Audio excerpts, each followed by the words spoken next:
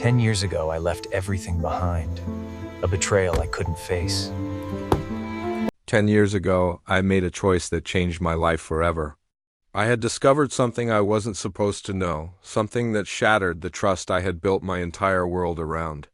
My wife, the woman I had loved and trusted completely, had been cheating. It wasn't a suspicion or a fleeting doubt, it was cold, undeniable proof, DNA results. I didn't confront her immediately. I couldn't. Seeing her smiling face while knowing the truth made my stomach twist in knots. Instead, I left the results on the kitchen counter one morning, neatly placed over the pile of unopened bills and magazines, and walked out of the house. I didn't leave a note, didn't explain, didn't say goodbye, I just vanished. The police never got involved, and my disappearance was never questioned. Too deeply people assumed I had left for work, a sudden business trip, or maybe even just to clear my head. But in truth, I wanted nothing to do with the life I had built with her. 10 years of silence, absence, and distance were my punishment, both for her betrayal and for my own inability to face it at the time. I didn't keep in touch. I didn't follow her life, didn't peek at social media, didn't ask about the kids I helped raise. I became a ghost in my own story, moving from city to city, job to job, never staying long enough to leave a mark, never staying long enough to be found. 10 years passed. 10 years of empty apartments, borrowed friends, and fleeting connections. I watched the world move on, watched my reflection age in bathroom mirrors I didn't bother cleaning, and wondered if the anger and pain I carried would ever fade. It was never about forgiveness. It was about survival. About staying distant enough that the betrayal couldn't touch me anymore. But one day, something inside me shifted. I don't know if it was guilt, curiosity, or some part of me that refused to live forever in the shadow of her deception. Maybe it was the memory of the home we once shared, the quiet mornings drinking coffee, the laughter that once felt like music. Whatever it was, I decided to return. Not for her, not for our past, but for the truth and maybe, unknowingly, for closure. When I arrived in town, I didn't go straight to her house. I drove past it several times, watching the familiar streets, the old neighborhood, the park where we had walked hand in hand. Everything looked smaller, older, but still recognizable. My pulse quickened as I pulled into the driveway, heart hammering, throat tight with anticipation and fear. The house had changed. The garden was overgrown, the paint faded, and a new car sat in the driveway, a luxury sedan that clearly hadn't belonged to us. I parked down the street, my hands gripping the wheel as memories came rushing back. I hadn't been prepared for the flood of emotions. Anger, betrayal, regret, and a strange, aching longing for what once was. I hesitated before knocking. What would I say? What could I possibly say after 10 years of absence? But before I could decide, the door opened. She stood there. Older, yes, but still unmistakably her. Her eyes widened, and for a split second I thought I saw recognition, but it wasn't joy. It was fear, confusion, guilt. You're back, she said, her voice a mix of disbelief and something else I couldn't quite place.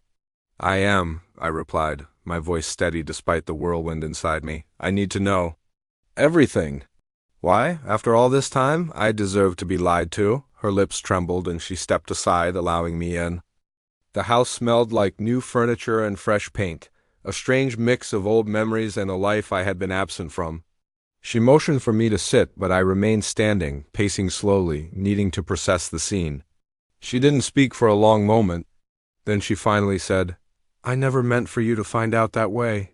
It wasn't supposed to happen. It was a mistake, a moment of weakness, and I regretted it immediately. I stared at her, feeling the anger rise. 10 years.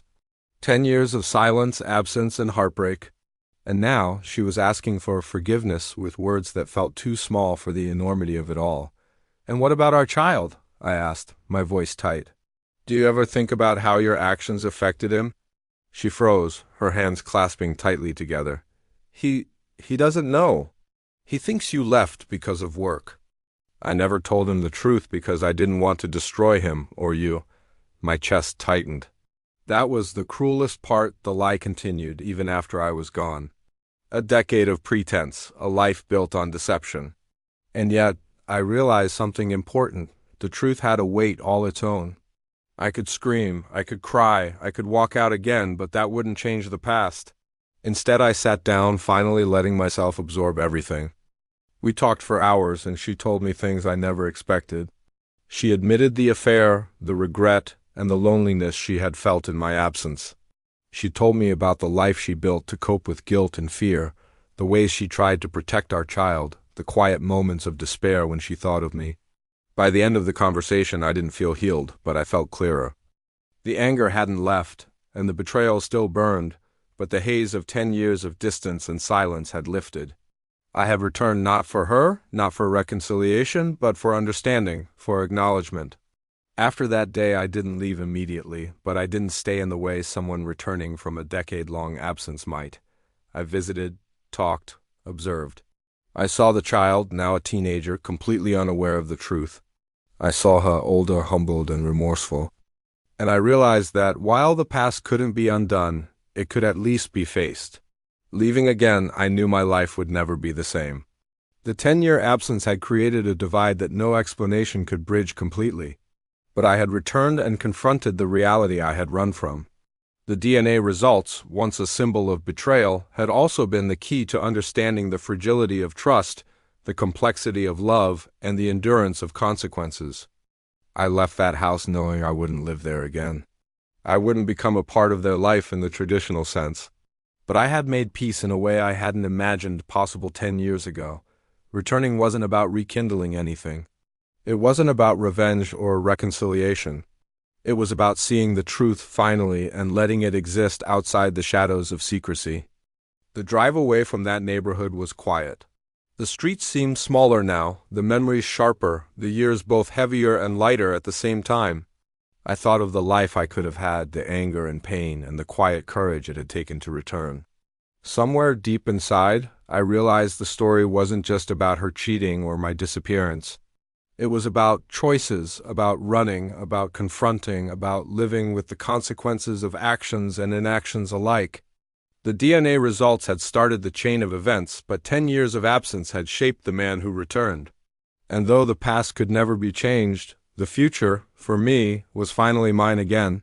The silence of 10 years had been broken, and I had finally reclaimed a piece of myself lost to betrayal, fear, and absence.